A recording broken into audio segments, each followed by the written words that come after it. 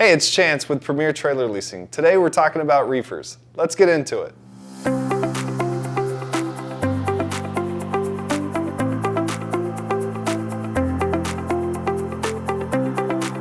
Now let's go through the step-by-step process of setting your reefer temperature.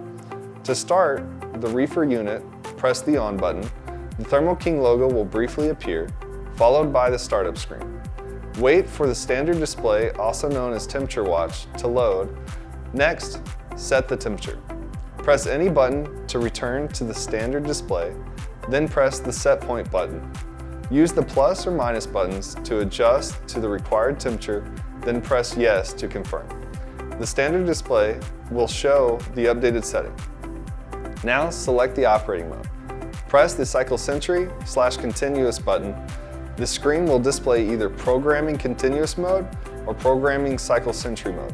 After a few seconds, the system will confirm the selected mode. Finally, monitor and maintain the temperature.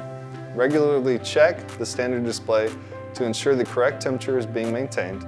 You can also monitor the reefer temperature via the Thermoking app or website for easier access. Keep the doors closed as much as possible to prevent warmer ambient air from entering when the dock is not refrigerated and does not match the desired set point. Check and see if the unit is set to the correct mode, and check that there are no active alarms on the display. You can also check if you have enough fuel, and with these steps, your reefer unit will be properly set and ready to keep your cargo at the right temperature. And that's it. And when in doubt, give us a call. We're always here to help.